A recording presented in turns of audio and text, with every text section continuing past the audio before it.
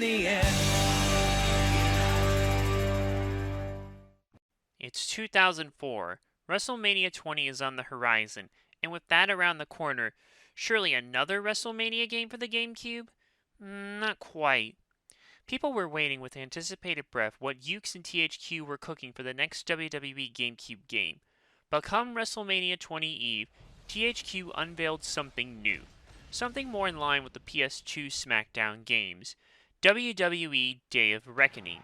Beyond the usual improvements like graphics and the like, the game would include presentation changes to feel more like you're watching the actual product, some grapple enhancements while still keeping that Aki-style grappling, and an all-new story mode. One that would not put you in the position of an actual wrestler, but an up-and-comer created character. To be fair, this story mode would actually see you do in-ring action, so that's a step in the right direction. There would also be improvements to the momentum and submission systems. Also, the game would introduce legend characters, something that was introduced the year prior in SmackDown Here Comes the Pain, which also was carried over and expanded more in SmackDown vs. Raw, which came out the same year as Day of Reckoning. The game would also keep the faster pace seen in the Ukes PS2 SmackDown games compared to the slower paced Aki N64 WWF/WCW games. WWE Day of Reckoning was shown at E3 2004 and looked to be coming along very well. Developed by Ukes, published by THQ, WWE Day of Reckoning was released on August 30th, 2004 for North America, September 17, 2004 for Europe, and January 13, 2005 for Japan exclusively for the GameCube. I would say this game is mostly an improvement on the past two, but some old habits just die hard. Let's find out how. Day of Reckoning has your standard bevy of modes. Exhibition for free matches, the shop zone where you can spend money you earn in story mode on CAW items, moves, individual end templates, arenas, and weapons. The tutorial mode will let you learn the ropes of the game, and there's a create a wrestler mode. That last one will actually be necessary if you want to play the main game mode, the story mode. But we'll give that a proper breakdown later on. Trust me, I got a lot for that. Exhibition mode has your standard bevy of match types, singles, tags, triple threats, fatal four-ways, handicaps, and the Royal Rumble. Pretty much all the same match types from the last game return, but normal Battle Royal matches seem to be absent. Though one new match type has been added, the Bra and Panties match, or rather mistranslated here as Bra and Panty, as if it's only one, and not a bunch of Panties! Glorious panties! This marks one of two appearances of the infamous match type on GameCube, the other being the sequel. If you've never seen this match, the object is for one diva to strip the other down to her bra and panties. It was a different time, folks. So when you go for the pin, you trigger the removal animation. This triggers the new submission system, but instead of submissions, yeah, you get the idea. This is actually a perfect segue to discuss some of the gameplay changes. Starting with submissions. The previous game would have you just wear down a specific body part, then apply the submission and hope it works, kind of like the older Rocky games.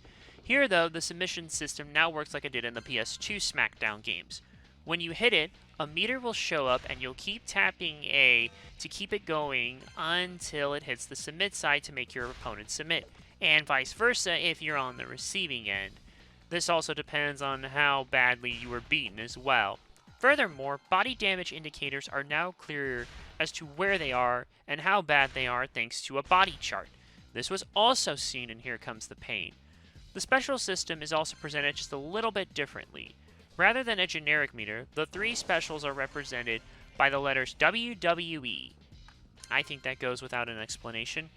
Furthermore, a heart rate monitor has been added to the momentum meter, and it now goes to a more color-oriented system. And furthermore, if your momentum is better, your special meter will fill up faster. You can also change the momentum in your favor, and technically the opponent can as well, in an instant by pressing A and B at the same time. If you've been beat enough, the prompt will show up. Also, counter prompts and other things like mashing the A button to get up when down / submissions no longer display above the wrestler. They display on the HUD at the bottom of the screen. This keeps the action on the screen less crowded and more focused like in real life. These gameplay changes do make it more in line with the PS2 SmackDown games. Another thing, the weight balancing system has been reworked so smaller guys can lift big boys. Previously, in Here Comes the Pain and other stuff like that, you just couldn't. Here, though, if you try to slam a bigger wrestler as a smaller one, a meter will show up and you will mash the A button. Get it to the good side, and you get a feat bigger than Hogan slamming Andre. Depending on who you choose, this could either be easy or hard. One last thing, you can actually steal your opponent's finisher as opposed to countering. When in special mode, press L plus R when hitting A plus B to do so. Talk about another surefire segue, this time into the controls. The controls are mostly the same as the last game, and many of the changes implemented in WrestleMania XIX get carried over here as well. One thing they changed in this game, though, is changing who you're facing when in multi-man matches. To switch to the intended target, you now use the C stick. This is simpler, but given the hectic nature of the game, you might be cycling through it too many times. Still, it works as it should. Furthermore, one change from the last game carried over here is pinning is now done with down and A. This also applies for submission and bra and panties matches. Though in this match type, you can press down and Y while in a grapple state to start the clothes removal. One thing I'm not the biggest fan of in these games is how the Irish Whip controls. To do it, you have to press both A and Y at the same time with the left analog stick in the direction you want to send the wrestler. I will say it's easier to do with a GameCube controller due to the design of it, unlike when they implemented it in SmackDown vs. Raw 2006, where the PS2 controller is not really equipped for this style of controlling an Irish Whip, at least in my opinion. So it actually works out here in the end. Tag partner controls remain the same, and anything else not mentioned of note is more than likely the same. Especially the grappling system of lighting strong grapples from every which way, because why take out what makes the GameCube WWE games unique? There feels like a lot to it all, but it is easy to grasp and pull off, especially if you spend time in the tutorial. Either way, the controls work well, and are better than last year's game thanks to the new improvements. That's not the only thing that's been improved. The graphics have been improved in several ways than one, and it really gives some of the later PS2 WWE games a run for their money. And it makes the older ones look dated on at the time, even at the time it came out. Main player models look much better than before. The lighting has been redone to be less overdone compared to 19. As a result, they just look much better, probably only being surpassed by the sequel. They do look a bit shinier with a tad bit of that toned down. Skin looks more natural as a result. Muscle details also look more defined, and clothing tends to behave more realistically thanks to improved physics. It stretches more like you would see in real life, and you really see this in the bra and panties matches. The crowd models actually also look decent, at least of the fans sitting at ringside. Farther away still kind of sucks and looks like Cruisin' USA sprites, but otherwise it's fine. All other environmental models for the areas, arenas, objects around them, weapons, and everything else also has improved models. The animations have also undergone some improvements. A lot of the move animations were reanimated by hand for a little more cartoony-like action, as opposed to motion capture, and they look amazing. Furthermore, entrances now look better, like how they would on TV. This is thanks to them being powered fully by the in-game engine. They run at a better frame rate, walking is closer to how it is in real life, and the camera angles are more accurate. There are more animations for selling moves, and they also look like they would in real life. This goes for all moves. And finally, the camera has some tweaks to it. This has led to more emphasis on finishers looking impactful, other moves looking impactful, and the action feels like it would in real life. Just about everything here on the visual side is on point. The sound also backs up the visual impact. The sound effects sound good, and they sound even better than the last game. In particular, the hits for each move. Strikes especially can sound devastating as hell. Ring mat slams each sound more unique and impactful. Weapon hits, crowd sounds, and all the usual sounds you would expect in this regard have been given a bit of a boost. It just sounds better. The music itself has also been given a bit of an upgrade. Rather than generic in-house music, we get a fully licensed soundtrack, mostly consisting of rock songs. Many of these were actually featured in other WWE games around this time. Bring the Noise has been featured in WrestleMania 21 and SmackDown vs. Raw. The same applies to Breaking Benjamin's Polyamorous / Firefly, Swollen Members, Bottom Line, Zebraheads Alone and Falling Apart, Styles of Beyond Superstars, Core's The Angle, and Things Can't Stop also apply as well. Core's Bone Cracker, while it does appear in SmackDown vs. Raw, it does not appear in WrestleMania 21. This is a good mix of songs with good quality from well-known / upcoming bands that fits the game's mood well. Once again, still no voice acting other than the ref counting. This does kind of make story mode a little bit dull in this regard, but on all other cylinders, it is for better and worse. In terms of replayability, aside from the shop zone items, you can unlock 2 special entrances for beating story mode once, and certain points in story mode. When you reach them, you'll unlock 4 legends. Roddy Piper is the only one unlocked by default. Complete development, you unlock Andre the Giant. Completing Sunday Night Heat unlocks Brutus the Barber Beefcake and Greg the Hammer Valentine. Completing story mode will unlock Bret the Hitman Hart. But what good is it without all this money to spend when you need it? Time to enter the story mode, and this is the big breakdown, folks. So get ready, because we're gonna be here for a while. Seriously, just pause the video right now. Go make yourself a snack or drink or whatever. Get your popcorn and be there like Biggie, ready to munch on it, because I am about to tear this sucker apart. Before you can enter the story mode, you must create a character. First, go through the tutorial to get the necessary amount of money to buy a pre-used template. The move templates for characters not in the game range from $300 to $700, with Hayabusa's moveset being the most expensive, with Akira Tao and Mick Foley, number 11 and 14 respectively, being $300. In any case, get enough money and buy a template of your choice. You can use one for a star that didn't make the game, or you can use a template for a character who is in the game, but with your own design. Then delve into the CAW mode. There's a lot of depth to it. Many clothing, face, hair options, and if you can really utilize the logo designer, you can do some really cool stuff with it. All in all, it's a pretty good CAW mode. It gives you plenty of options and tools for either recreating real wrestlers or making your own. When looking at the list of actual WWE wrestlers who have templates in the game but didn't make the game, right now with the exception of Mick Foley, who I did a decent recreation of on my first playthrough, everyone else on that list unfortunately has something to atone for, so I don't know who to pick. I'll just pick someone at random and you'll just see who it is. One last thing to note is that no more than 250 points per CAW in the story mode when starting out. And once you finish here, it's off to begin story mode. We start off meeting with Vince McMahon himself. Our character enters his office and lets us know that we're going to have to start from the bottom before we can even work our way up to Sunday Night Heat, let alone the main roster. While we may have graduated the top of the class where we came from, we'll have to pay dues over again. Either we rise or we fall. First, we'll be starting in the developmental program. We'll have matches there, the trainers will watch us, and they'll help us get better. If that goes well, Sunday Night Heat. Once that's done, the main roster. Before our first match, we're greeted by Jonathan Coachman.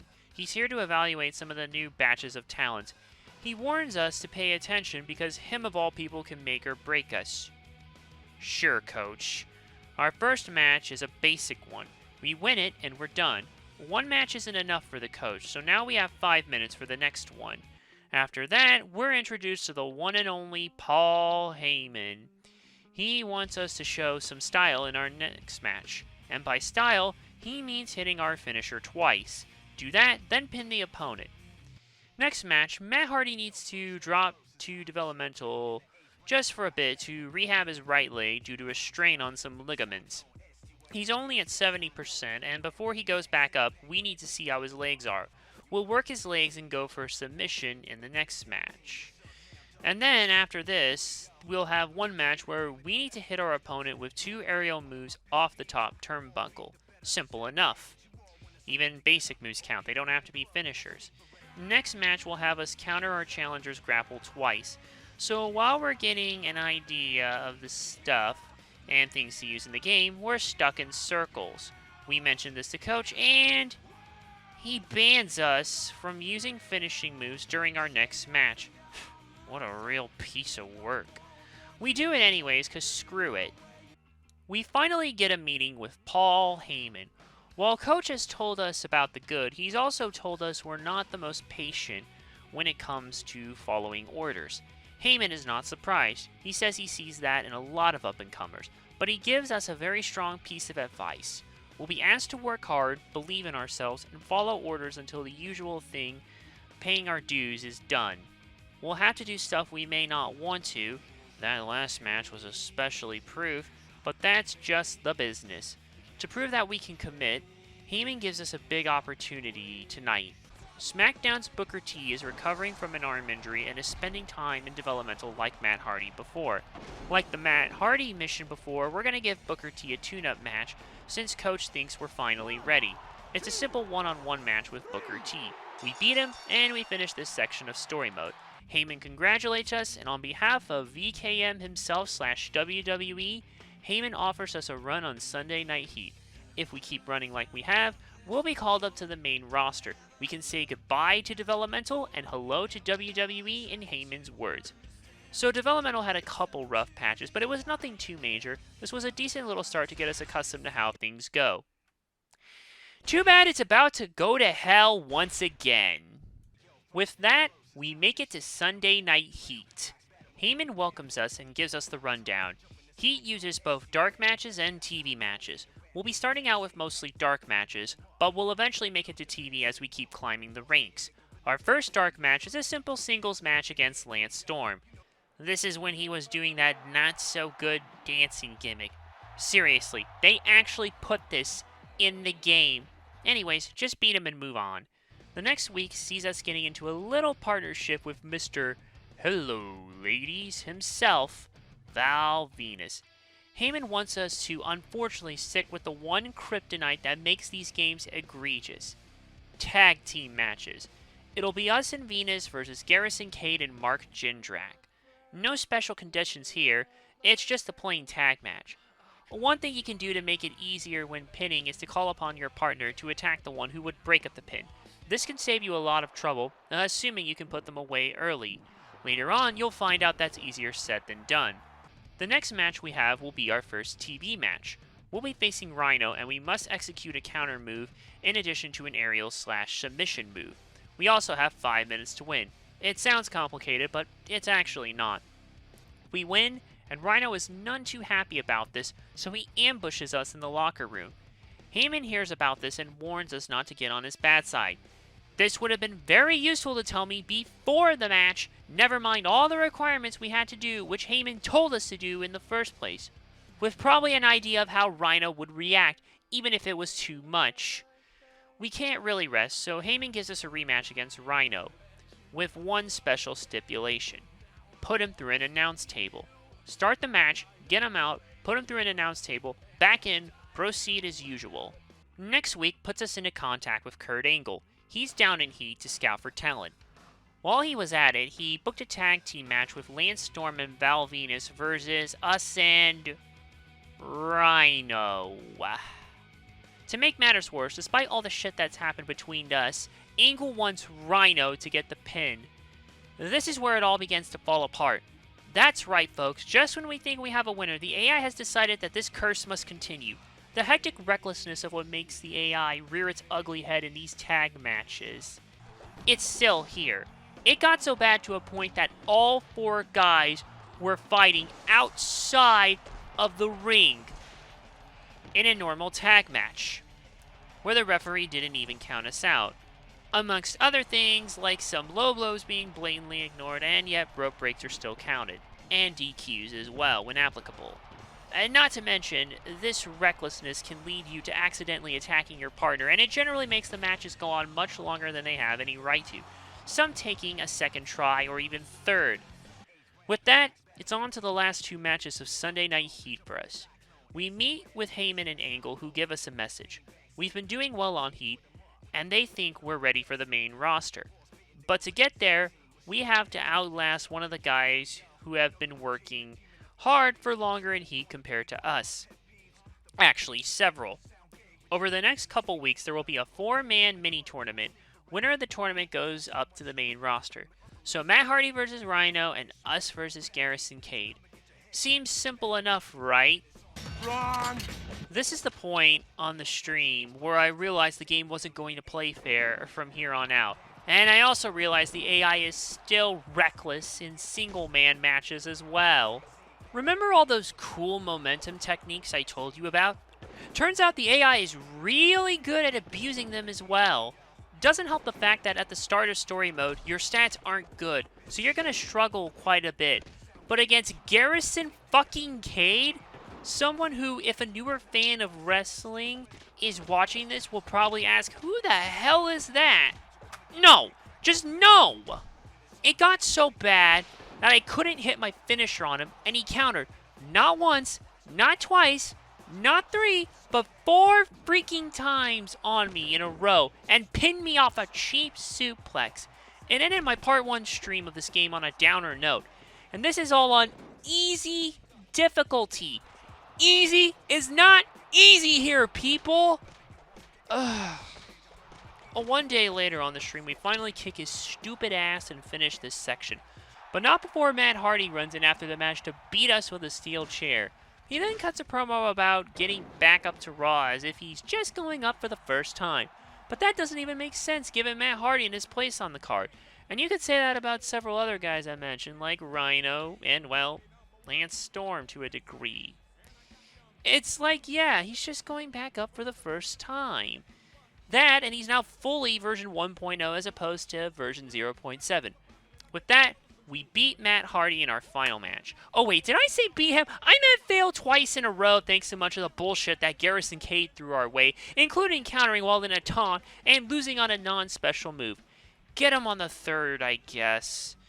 It seems as if the game is starting to show its true colors, and I'm genuinely scared for what else we have yet to talk about. With all that suffering, at least it's finally paid off. Vince McMahon has given us a main roster contract. There's an open spot on both brands, and we get to choose where to go, Raw or SmackDown. This is the only branching point in the game, but it honestly doesn't affect much. The stories still play out similarly across both shows, and the stable you join is only different in name. The only differences are the looks of the show and you getting to work with that specific roster of stars, and the way they talk as well. Also the GMs. Raw has Eric Bischoff and SmackDown has Kurt Angle. Since the game's sequel assumes you chose Raw, we'll select that. But oh, I forgot. We're not done on Heat yet. Ric Flair, Big Show if you choose SmackDown, is going to do a special guest main event shot on Heat, and we get to face him. With that, our real last Heat match can actually go either way. That's right, it doesn't matter if you win or lose, the same thing happens. Flair, Randy Orton, and Batista beat you down. Turns out this is a warning. It's either Evolution's way or the highway. Ministry if you chose SmackDown. But since the lineup there makes no sense, yeah, there's no real reason to pick it. And like I said, the game's sequel goes off the Raw storyline. And aside from Taker leading, you have Big Show, Booker T, and Charlie Haas. Yeah, for even more craziness on that side, just see Dank Ops' playthrough of Day of Reckoning on the SmackDown side. At least Evolution makes sense since that was a real stable, and not a rehash of an existing stable with a who's who selection of members. So yeah, with that, now we are done with Heat. 32 shows of whatever brand you choose left to go. Hell. Our first week on Raw, and Triple H has us come out to maybe or maybe not join Evolution. Due to Triple H's reign of terror at the time, either we adapt or join. or we perish with the other jobbers in the back, as he puts it. We come out, and he asks us what's it gonna be. Just as we're about to give our answer, Chris Jericho comes out. He's trying to warn Triple H that this reign of terror will not go on for longer because he's not the only one who runs it all on Raw. Well, let alone running it, period, even though he thinks he is. H-Man isn't too happy about this, but Jericho still sticks up. So Jericho also asks what we're going to do, and we end up, and Eric Bischoff comes out. He reminds us that he's still the man in charge on Raw, and due to his decision and everything that happened on Heat, Bischoff puts us in Evolution against our will. I know they said we'd have to do what they wanted even if we didn't want to, but they didn't. Did they not actually see what happened? He considers this protection, so let's put him in a stable with the guys who beat him up. That makes sense. Not. Anyways, us and Batista tag against Lance Storm and Val Venus. Remember your tag match training, and you'll do fine. Show 2 starts with Bischoff booking us in a match against Christian, so Mr. McMahon can see how we perform as single star. So we beat him while we wrestle with a tug of war known as the abuse of the momentum system against the AI. One thing to note is that as you move on in the story mode, you'll gain attribute points to make your character better. So when you start off, it'll take longer to get up. Countering will be tougher, and generally it only feels like luck when you beat these matches. And even when your stats are beefed up, you will still struggle. So after our match, Batista congratulates us and says we're going to own the tag division. Show 3 has us and Batista in yet another tag match. Us versus Garrison Cade and Rhino, making that tournament on Heat entirely pointless. Already on Raw, and we've already had more tags than singles, both of which went off the rails in my initial playthrough. After that, Bischoff says he made the right decision to put us in the group, and the mentorship is going well. As a result, our prize is yet another tag match. We get to face Shelton Benjamin and Edge in a TLC match at SummerSlam. This leads us into Show 4. Triple H gives us a motivational speech, and we're off. Remember before how tag matches were hectic due to the AI's abuse of the momentum system on top of not making the best decisions? Well, now throw in a bunch of weapons and watch it really all go to hell. The ring becomes too crowded, and the AI still looks like they're trying to do anything but win the match. They won't even climb ladders when you or your partner climb to stop you. They'll just yank the whole ladder out, or it will get caught in the crossfire. Survive insanity, and we get treated to the coach interviewing Triple H about our win / the domination of Evolution. Show 5 has us in yet another stinking tag match. Due to our win at SummerSlam, we now have the #1 contenders match against Lance Storm and Val Venus. We win here, and we're going for the tag champs. Remember your tag training, and just when we're about to win, the match gets thrown out on a DQ because these 2 jabronis attack us with steel chairs. Show 6 actually switches things up a bit. Due to that snafu, Hunter has decided we need revenge. We beat Storm, but apparently Batista still needs help winning his match against Venus, even though we beat Storm without issue. So for this mission, we need to get the ref down and then hit our finisher on the opponent. I appreciate doing something just a bit different, but this goal is easier said than done. Trying to build up your special meter without actually wrestling is a pain because it takes longer, since you're more limited, and the AI can still be stupid. My original playthrough had Batista suplex me into the ring when he shouldn't have. Also, he seems to forget the goal from time to time, and you have to be lucky. Again. As for stunning the ref, use an air move. That's all. Hunter congratulates us, but Batista isn't too happy about us helping. Cooler heads prevail as we go into Show 7. Or so we think. In reality, Triple H sees Batista as a weak link of the group, and he wants us to have a new partner. Randy Orton. So, we have our rematch against Val Venus and Lance Storm and whip their candy asses, and after the match, Batista gets kicked out of Evolution. Kind of like what happened to Randy in real life. He's none too happy about this and ambushes us in the locker room.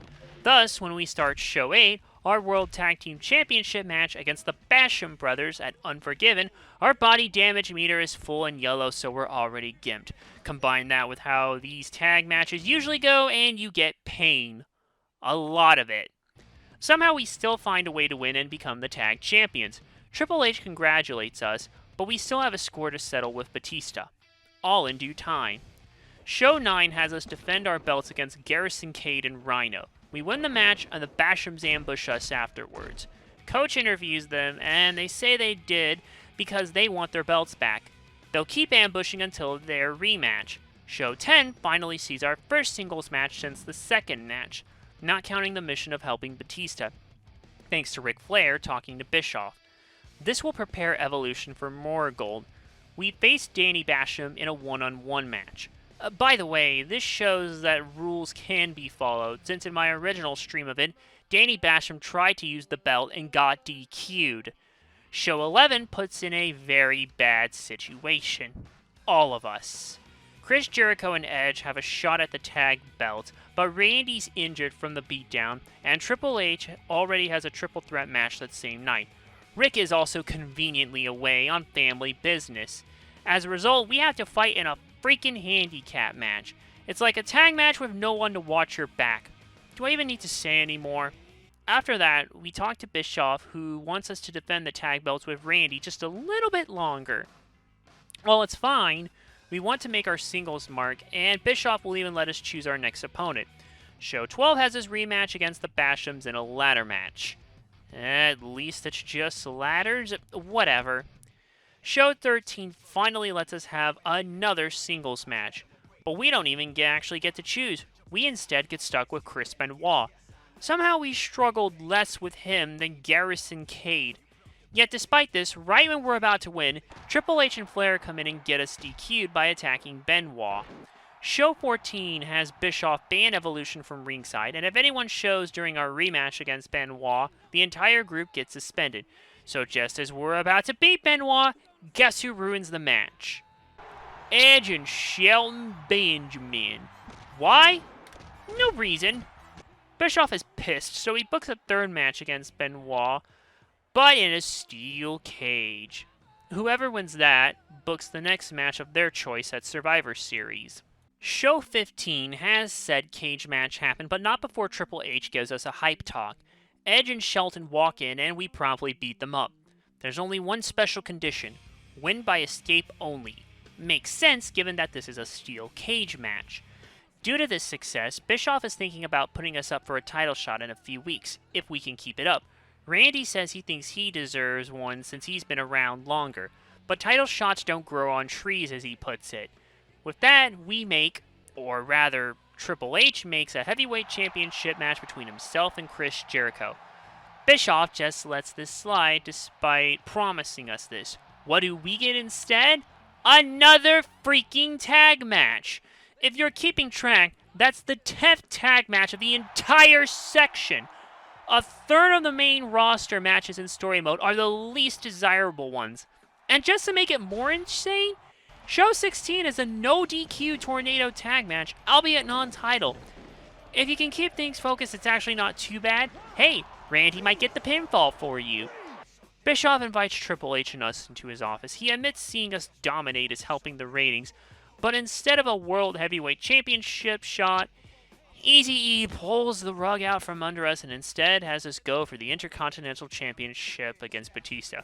Revenge and a title shot? Oh boy, sign us up. Talk about getting held down still. Show 17. We get interviewed by the coach, and he asks Ric Flair his thoughts about our upcoming shot. Randy still can't shut up about his title shot, but apparently they still have our back for now.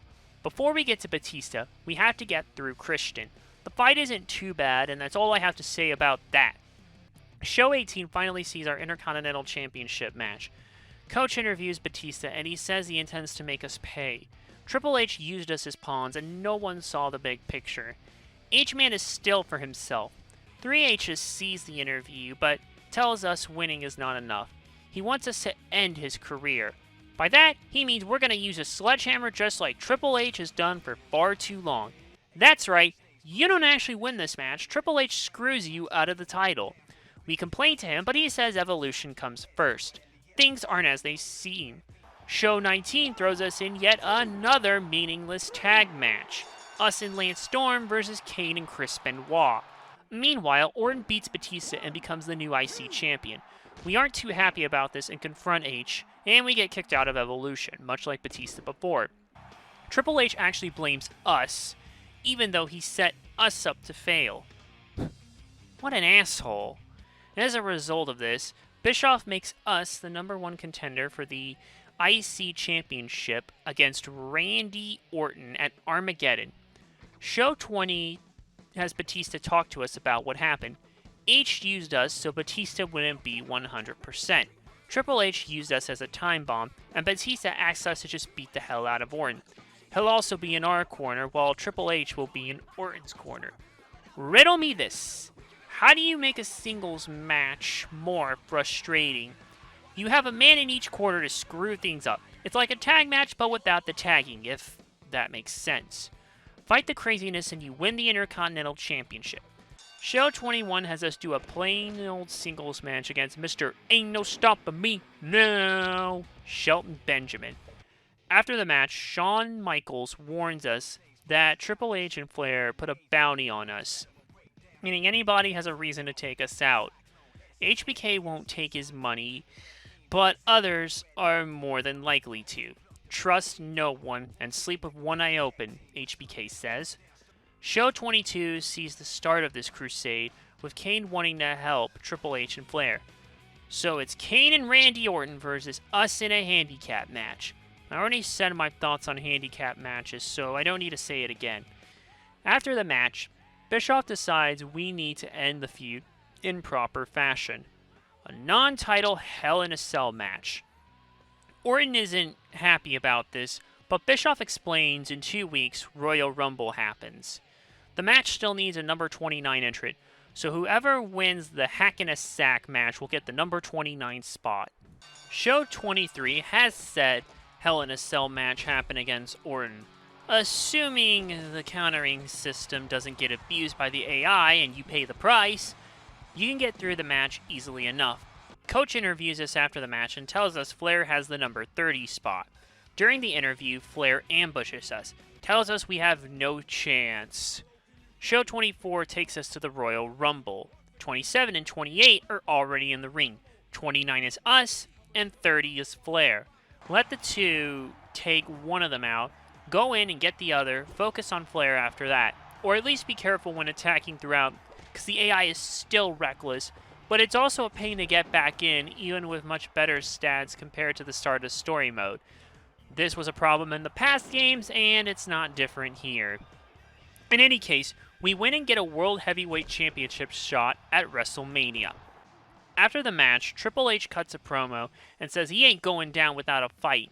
In a way, Show 25 starts us with us getting congratulated by Bischoff. Things are only going to get more insane from here, and it starts with a singles match against Kane. At least it's just one-on-one. Show 26 starts with Jericho cutting a promo about how he wants to face us to show that he's the real #1 contender. We beat him, but Ric Flair ambushes us after the match. Flair also tells us no chance in hell. Show 27 starts out with HBK talking to us. He's not going to make the match easy, but it's just business. But then, Flair and H ambush us. We then fight as if the ambush didn't happen. After the match, Flair still ambushes us. Bischoff comes out, and he makes next week a fatal 4-way between us, HBK, Flair, and Triple H. Show 28 starts with Bischoff incentivizing us to win, even though our shot is still guaranteed, assuming we don't get hurt. If either H or us win, the one who wins gets to choose the stipulation at WrestleMania. Before the match, Shawn wants to see us. He warns us to turn the tables on them to deliver our own message before it's too late. We'll do this by hitting our finisher on them. Hecticness of multi-man matches and hitting our finisher on Flair and H? Come on, Ukes. I think they're doing it at this point just to spite us. Even after hitting the finisher, Shawn Michaels betrays us and lets Triple H win. HBK then suggests an Iron Man match, which Triple H makes it. Show 29, Payback against HBK. Coach interviews us and asks what we're thinking. We tell him we're going to give him Payback. It's a hardcore match against HBK. not much more to say. Show 30 starts with a meeting between Triple H and Ric Flair. Flair is going to face us one-on-one. We beat him. Coach interviews us after the match, but Triple H ambushes us before we can even speak. Show 31 puts a Champions and Challengers mixed tag team match. Austin Victoria versus Triple H and Molly Holly. Had to get one last tag match in there, huh? Oh well. No more that match rants. It all ends at WrestleMania 20. We actually get one last attack in on H before Mania. With that, it's time for the final show of the game. Show 32. WrestleMania 20. Vince is surprised with our unprecedented level of success. He congratulates us, and he also gives us one last piece of advice. Make the most out of this shot. The final match is a 15-minute Iron Man match for the World Heavyweight Championship. Just keep strong on the offense and you'll be fine. With that, we win the World Heavyweight Championship on the biggest stage of them all. Afterwards, Batista actually comes out and congratulates us for sticking it to Triple H and ending his reign of terror in this timeline. And that's the end of the game. Roll credits. WWE Day of Reckoning is one of the most brutal wrestling games I've ever played, not just on the GameCube. I do appreciate some of the changes to make the action more intense. I also appreciate the story mode being the best from a story perspective, even if it is just a up-and-comer climbing the ranks and winning the big one at the end of the day. And if you really want to play a multiplayer, this might actually be the best one to play. It looks well, sounds good, plays well, and does have some decent replayability. But however, that does not excuse the rampant AI that will artificially screw you up in many ways more than one. That's why I say it's one of the most brutal. The AI will really overuse the counter system. From low carders to main eventers. That's not even counting the bevy of tag matches, the 2 handicap matches, and the 1 fatal 4-way. When a little more than a third of the matches you do in story mode are the worst type to play in single player, 12 on the main roster, that's not fun. While it does get better as your stats go on, you'll be too exhausted by the end to give a damn. If you actually plan on playing/replaying this, you better be ready. I almost want to give this a 3 out of 5 because story mode is so unforgiving. But since it does everything else well enough, I will go ahead and give WWE Day of Reckoning a 3.5 out of 5. The lowest 3.5 out of 5 I can give. Now, let us never do this again until the sequel. Well, I don't own it yet, but just you wait, my friends. Just you wait. Thanks for watching. If you like what you saw, click the big red button below to subscribe. Check out the other links in the description for more cool stuff. And check out the playlist on screen for more content. See you in the next video.